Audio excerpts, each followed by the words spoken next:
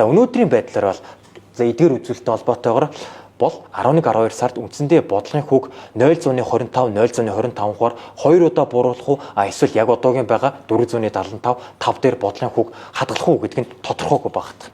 Чухал анализын гадаад зах зээлийн дугаараа эхлэхэд бэлэн боллоо. За хэдүүлээ өнөөдрийн дугаараар Америк нэгдсэн улсын өнгөрсөн 7 хоногийн хувь цааны зах зээлийн тойм мөн өнөөдөр сарын сүүл учраас 10-11 саруудад голчлон Америк нэгдсэн улсын хувь цай хөрөнгөний зах зээлд ямар хүчин зүйл хэрхэн нөлөөлж байгаа гэдгийг 3 хэсэгт байгаад тайлбарлана. За үүн дотор мэдээж яг одоо сүүлийн 1 сард хамгийн анхааралтай буй Америкийн засгийн газрын бондын өгөөжийн өсөлт. За энэ өсөлт нь яг ямар учраас өссөн нөгөө талдаа яг энэ юуг илэрхийлдэг ямар учиртай байдгийг нь тайлбарлана. За төгсгөл мэдээж таваарын тохиол буюу 2024 онд алтны хаш хэрхэн өссөн. За үүний өссөн шалтгааныг 3 хэсэгт угаад тайлбарлана. За уламжлалт ёсоор хэлээ дээрээс хувь цааны индексийн тухай ярилцъя. За Америкийн топ 4 хувь цааны индексийг би энэ дээр төлөвлөсөн байгаа тань. За хэдүүлээ өнгөрсөн лайв дээр ирсэн дагуу 10 дугаар сар бол 3 дугаар удирлын санхүүгийн тайлангаа танилцуулдаг одоо тайлангийн сар байгаа. Тэгэхээр өмнөх сарууд өнгөрсөн 7 хоногт бол Америкийн томоохон үйлдвэрлэгч банкуд, замун томоохон компаниуд тайлангаа эхнээсээ танилцуулаад гүйцэтгэл дандаа сайн гүйцэтгэлтэй гарсан ерөөхдөө бол. За энэ 7 хоногт бол Америкийн гол одоо амин хэсэг болох Америкийн топ технологийн компаниудын тайлан танилцуулагдгаар байгаа. За жишээлбэл 30-нд Microsoft, 31-нд Intel танилцуулагдгаар хүлээгч байна. Тэгэхээр Nasdaq индекс дээр бол Америкийн топ технологийн компаниуд төлхөө тус индекст агуулгыг бид нар мэдж байгаа. Тэгэхээр Nasdaq индекс маань баасан гарагийн алтын хашаар бол 18518 дээр хаагдсан дээд рекордоо өгсөн байгаа. За үүний шалтгаан бол маш энгийн. Энэ 7 хоногт танилцуулагдах хай технологийн компаниудын хувь цаануудын эхнээсээ одоо шинжээчийн таамагаас өндөр гүйцэтгэлтэй гарна гэдэг хүлээлт нь аль хэдийн хувь цааны хаашинда шингээд гисэн гэж болж байна. За энэ үр дүндээ бол индексийн хаш дээрээ дээд рекордоо эвдсэн байдалтай харагдж байна. За би хаалтан дээр 2024 онд дээрх дөрвөн индекс маань дээд ханшаа хэдэн удаа шинжилэн тогтоосон бэ гэдгийг оруулсан байгаа тань. Тэгээ ерөнхийдөө бол Америк нэгдсэн улсын хувь цааны одоо хөрөнгөний зах зээлийг бас сүүлийн 3 жилээр зөвөр цөөн дүүгээр дүгнэлтэлвэл үнэхээр супер өсөлттэй байгаа. Дэлхийн аль ч улсад байхгүй хамгийн органик өсөлтийг үзүүлж байгаа. За бид нар мэдж байгаа 2022 онд өссөөр байсан ковидоос хойш за энэ онд хүн өндөр түвшинд хадгалагдсан учраас Америкийн хувь цаанууд уналт үзүүлнэ, recession ирнэ гэсэн хүлээлтээс. Гэтэл хувь цаанууд эсрэгээр өссөн байгаа. За ингээд зүгээр хэдлээ рекордыг нь хараад үзвэл Dow индекс маань 37 удаа дээд хашаа шинжилсэн. За хамгийн сайн мэдих S&P 500 гэхэд өнгөрсөн 7 хоногийн байдлаар нийт 47 удаа дээд хашаа эвдэлсэн байгаа.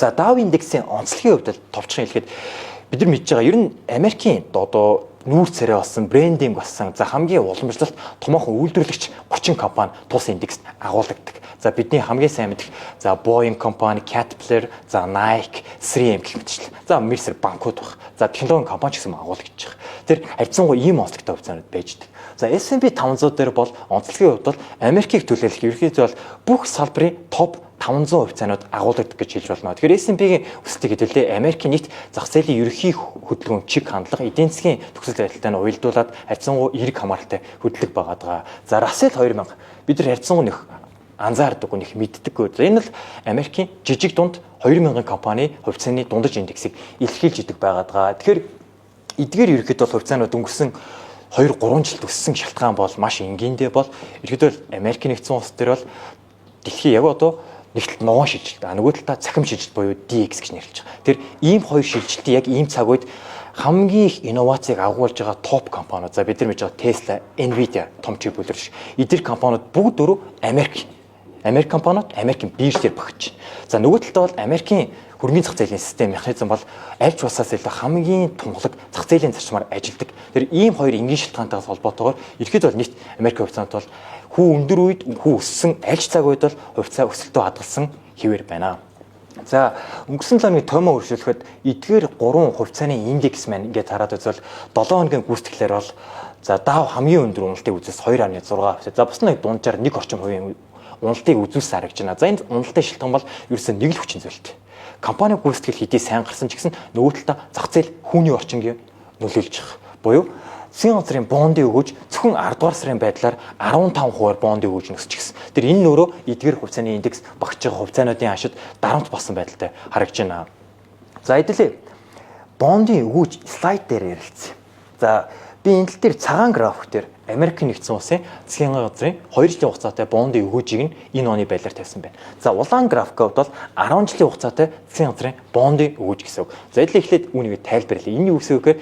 Та үндсэндээ Монголын засгийн газрын бонд гэдэгтэй адилхан Америкийн 10 жилийн хугацаатай, 2 жилийн засгийн газрын хугацаатай тогтмол гарч байгаа бондод хөрөнгө оруулалтын үед таны жилийн өгөөжийг илэрхийлж байгаа гэж хэлж болно. За энэ юу болдог вэ гэхээр ер нь өндөр хөгжтэй улс Япон, Америк гэсэн улсууд ерөөхдөө бол тухайн улсын засгийн газрын 10 жилийн хугацаатай засгийн газрын бондын өгөөж нь өөрөө тэр улсынхаа урт хугацааны зах зээлийн хүүг нь илэрхийлждэг. За энэ яаж илэрхийлэгдэг, юу илэрхийлдэг, юун дээр тогтдог вэ гэхээр ерөөсөө зах зээлд оролцож байгаа бүх институционал хөрөнгө оруулагч, бондын хөрөнгө оруулагч нарын Америкийн нэгдсэн улсын цаашид буюу ирээдүйн инфляцийн түвшин нөгөө талдаа төв банкны бодлогын хүү хоёрын хүлээлтийг яг энэ бондын өгөөж өөртөө шингээж идэх гэсэн үг. Тэр ерөөсөө тэр чигтээ хөрөнгө оруулагч нарын ирээдүйн инфляцийн талаарх хүлээлт ингэж та ойлгож болно. Тиймдээч 2 жилийн хугацаатай засгийн газрын бондын өгөөж бол ерөөсөө Америкийн төв банкны бодлогын хүүтэй яг ижил шумдүүлж идэг буюу нэг эрэг хамааралтай хөдөлдөг байгаа. Түүнээсээ бодлогын хүүний тусгал нь болж идэг байгаадгаа. За ямар үед хөдөлдөг юм бэ гэхээр бид нар мэдж байгаа. Жишээлбэл Америкийн ирээдүйд инфляцийн түвшин өснө, хүү өснө гэж үзэж байгаа тохиолдолд яг бонд хөрг бонд 4%-тэй мөн ирээдүйд 5% болно гэж үзэж байгаа бол та яг бонд хөрөнгө оруулах гэхээс илүү ирээдүйд хөрөнгө оруулах гэсэн.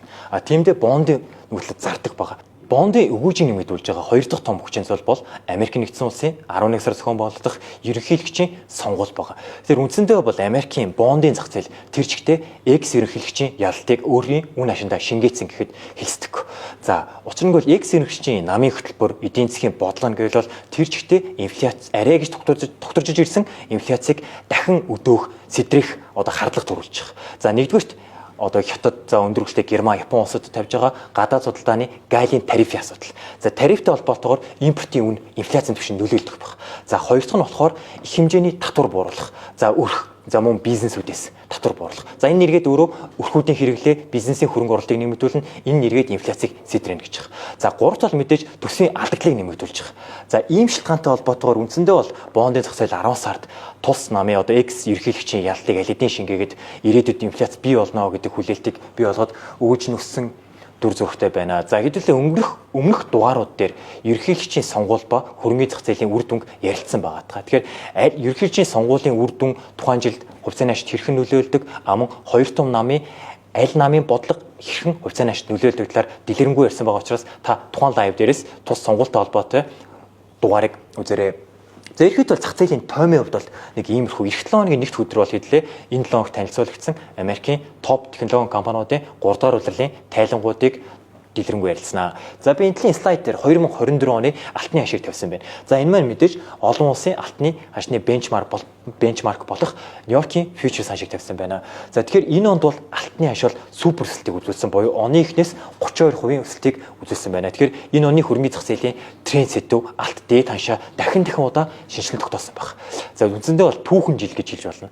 За энэ өсөлтөд нийтлэг 3 хүчин зүйл нөлөөлсөн байгаа. За нэгдүгээрт гэвэл бид нар хамгийн сайн мэдж байгаа ерөөхдөө бол дэлхийн олон улсын эдийн засаг, улс төрийн тогтворгүй байдал, үнийн өсөлт, мөн дайн дажин буюу иймэрхүү геополитик эрсдэл нэмэгдэхтэй холбоотойгоор хөрөнгө оруулагч нар өөрийн хөрөнгийг аюулгүй хадгалах зорилгоор алтанд төлөхөг байршуулдаг байна. Тэгэхээр тийм хээж бүтээгдэхүүн, дэлхийн дээр хөрөнгө оруулалтын хамгийн аюулгүй бүтээгдэхүүн донд Швейцар франк, йен, алт ордог. Тэгэхээр ийм учраас алтны ярилт нэмэгдсэн нөгөө талд нөлөөлжээ. За хоёр дахь хүчин зүйл гэвэл харьцангуй энэ жил тохиолдоод буюу томоохон эдийн засгтай, Индхэг, Хятад улс, Бразил, Оросын холбооны улс гэх мэтчлэн томоохон улсуудын төв банкуд өөрсдийн валютын эрсдлийг хээжих үүднээс мөн өөрсдийн эдийн засгийн баталгаатай байдлыг хангах үүднээс алтны нөөцийг их хэмжээгээр нэмэгдүүлж байгаа буюу их хэмжээгээр олон улс дээрээс алт худалдаж авж байгаа нь эрэлтийг бий болгосон. Буюу энэ өсөлтийг бий болгоход нөлөөлжээ. За гурав дахь нь бол мөн адил томоохон улсуудын төв банк буюу үүнд бол Америкийн нэгдсэн улсын холбооны нөөцсөн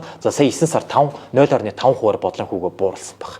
Мөн Европын төв банк томоохон улсууд бол хүүгээ бууруулж байгаа буюу олон улс төр бол хүү буураад ирэхээр тухайн улсын тогтмол өгөөжтэй бүтээгдэхүүн бондын өгөөж нь буураад ирдэг. Тэгэхээр иймэрхүү тогтмол өгөөжтэй бүтээгдэхүүний хөрөнгө оруулалт буурж байгаа нэг тал алт өөрөө тогтмол өгөөж одоо хүү бол өгдөггүй байгаа. Тэгэхээр нэг талд нь хүү буураад байгаа юм чинь энэ талд бол алтны хөрөнгө оруулалтын давуу байдал илүү аттрактив байдал нь нэмэгдэх байгаа. За энэ мэдээж тодорхой хэмжээгээр алтны ханш өсгөхөд эрэлтийг нэмэгдүүлэхэд нөлөөлжээ. За төгсгөлт нь бол энэ онд 11, 12 сард Америк нэгдсэн улсын холбооны нууцсан бодлогын хүүгээрээ хуралдана.